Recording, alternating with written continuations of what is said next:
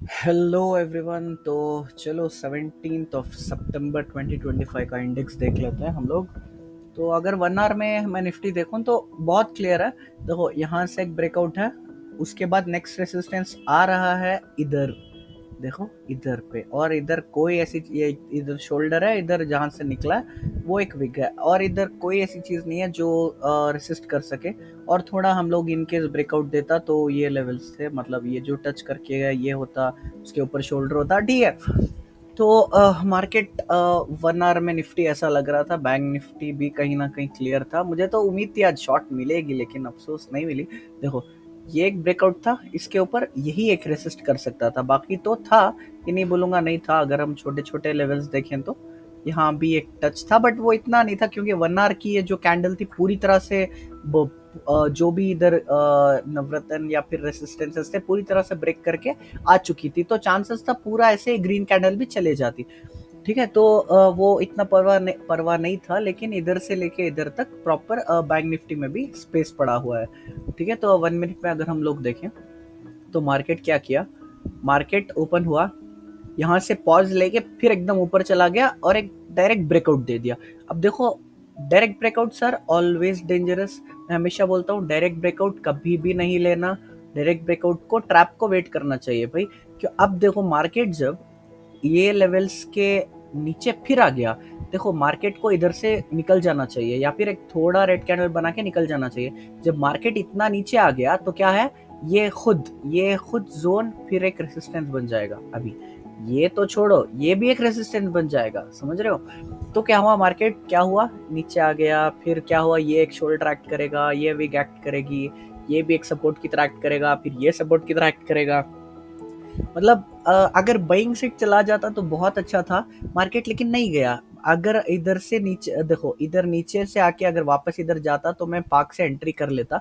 But क्या हुआ, market गया ही नहीं। मार्केट ऐसे ऐसे ऐसे ऐसे घिस घिस के बस उधर ही पड़ा हुआ था। लास्ट में क्या किया, वापस से ये जोन पे टच करके मार्केट नीचे आ गया। अब एक टाइम के बाद देखो, और एक तो ये जो ट्रेंड लाइन थी उसमें भी अच्छी खासी गैप बन गई थी। अगर ऊपर जाता तो निकलता इधर से तो अच्छा खासा एक प्रॉफिट मिल सकता था, बट नहीं हुआ। ठीक है, तो चलो एक टाइम के बाद जब मार्केट इतना कंसोलिडेट कर लिया तो मेरे दिमाग में जब ये ब्रेक किया ना तो आ गया कि ठीक है मार्केट सेलिंग साइड है। लेकिन अगर हम बैंक निफ्टी देखते हैं तो बैंक निफ्टी का दो इधर से इधर तक क्लियर है।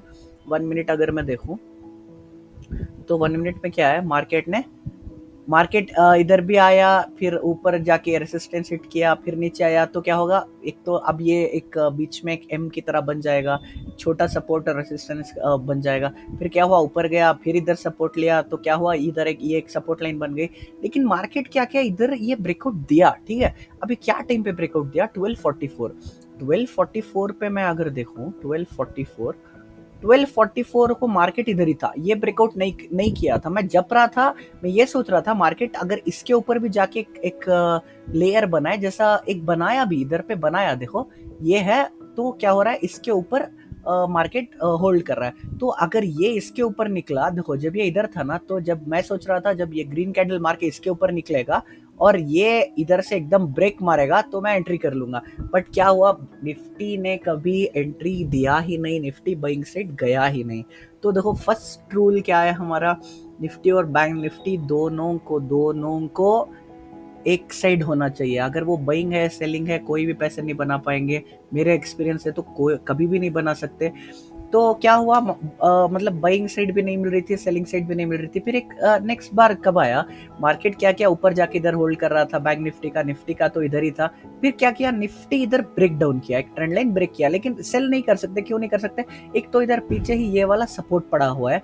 ठीक है, तो ये ब्रेक करता तो शायद मैं एंट्री कर लेता। लेकिन प्रॉब्लम क्या है, जब ये ब्रेक किया इधर पे 14.3 पे अगर हम लोग देखें तो मार्केट ये 14.3 का इधर ही था। देखो अगर बैंक निफ्टी को सेलिंग से डालना है तो आप 2 स्टेप यूज करना पड़ेगा। 2 स्टेप स्ट्रेटेजी क्या है, मैंने मेरे चैनल पे डाला हुआ है, आप वो जाके देख सकते हो। देखो अगर ये मार्केट ये ब्रेक करके नीचे आया तो एक स्टेप ब्रेक है।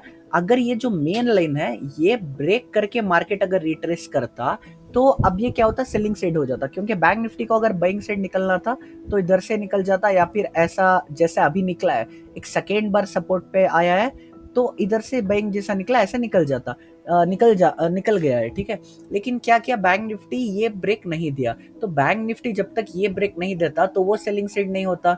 तो निफ्टी क्या किया, निफ्टी गया, फिर ये ब्रेक किया, रिट्रेस किया, फिर इधर तक गया। मेरे प्लान में ये था, अगर बैंक निफ्टी ये ब्रेक कर दे और इधर आ जाए, और निफ्टी अगर इधर कहीं भी हो तो मैं एंट्री कर लूं, तो इधर से इधर तक पूरा गैप पड़ा हुआ है। निफ्टी अच्छा इधर से इधर तक गिर जाएगा, बैंक निफ्टी क्या होगा, बैंक निफ्टी भी इधर से इधर तक गिरेगा।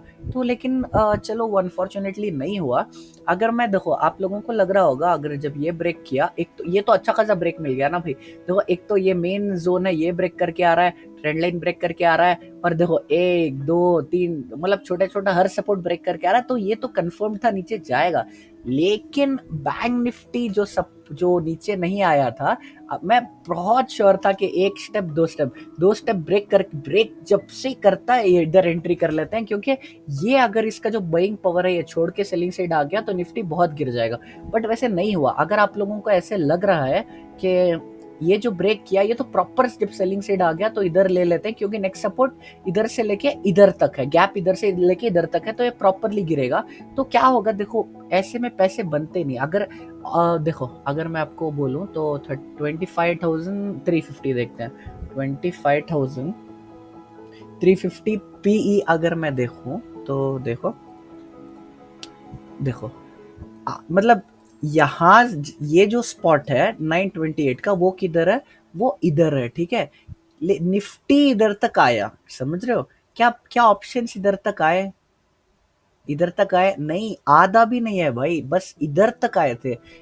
देखो निफ्टी के हिसाब से तो जब ये टच किया है, ऑप्शंस को भी इधर इधर तक आना चाहिए था, करेक्ट, इधर तक उसको भी आना चाहिए था, लेकिन नहीं आए। क्यों नहीं आए, इसीलिए मैंने वो बहुत स्ट्रांग रूल बनाया है कि निफ्टी और बैंक निफ्टी दोनों को एक साथ सिंक करना पड़ेगा। अगर वो बाइंग साइड है वो भी बाइंग साइड, वो भी सेलिंग साइड है वो भी सेलिंग साइड, तभी ऑप्शन भी अच्छा खासा मूव करते हैं।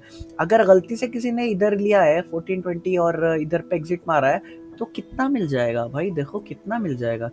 1420 किधर है, 1420, हाँ 1420 से लेके 94 से 104, ये इतना छोटा है। देखो यहाँ से लेके बस इतना ही मूवमेंट किया है, मतलब बैंक निफ्टी तो अच्छा खासा उधर से लेके इधर मूवमेंट कर रहा था, लेकिन ऑप्शन अगर हम देखें तो 99 टू 103, मतलब 4 रुपया 5 रुपया, इसमें कोई फायदा नहीं है। और क्या हो रहा है, ऑप्शन मूवमेंट ही नहीं करेगा। देखो इधर तक जाना चाहिए ना, जैसे मैं बोल रहा हूँ, बट वो नहीं गया। क्यों नहीं गया, क्योंकि बैंक निफ्टी उसको जाने नहीं दे रहा था, क्योंकि बैंक निफ्टी बाइंग साइड था। तो जब बैंक निफ्टी और निफ्टी दोनों अलग अलग साइड है, तो अगर तुम्हारा डायरेक्शन सही भी हो जाए एक इंडेक्स में, तो भी ऑप्शंस में पैसे नहीं कमा पाते। तो इसीलिए हमेशा रूल नंबर 1 जो मैंने बनाया है वो याद रखना, इंडेक्स, दोनों इंडेक्सेस को एक साथ चलना पड़ेगा, निफ्टी और बैंक निफ्टी को। अगर तुमने मेरी रूल्स की जो पूरी वीडियोस है, मतलब बहुत सारे वीडियोस है, रूल नंबर 1 2 3 4 ऐसे, तो पूरे जाके आप पढ़ो, ताकि आपको लॉसेस से आप बच सको, ठीक है। आज का दिन अच्छा नहीं था। और एक रूल क्या है, टाटा मोटर्स को भी सिंक होना पड़ेगा। टाटा मोटर्स अगर हम देखें तो देखो, टाटा मोटर्स ऐसे गंदा पड़ा हुआ था भाई, इधर सपोर्ट है, इधर रेसिस्टेंस है, इधर सपोर्ट है, इधर सपोर्ट है, ऐसे ऐसे ऐसे ऐसे खिला रहा था। तो कोई इसका इतना फायदा नहीं था। टाटा मोटर्स भी क्लियर नहीं था, तो दोनों अलग अलग डायरेक्शंस पे हो गए। तो अच्छा हुआ, चलो कोई एंट्री नहीं ली, वरना एंट्री हम ले भी लेते तो अच्छे खासे कहीं ना कहीं थोड़ा थोड़ा तो लॉस हो ही जाता है। तो ठीक है, मतलब इसका मेन गेम यही है कि इन दोनों इंडेक्सेस एक साथ चलना चाहिए, वरना बहुत दिक्कत होती है।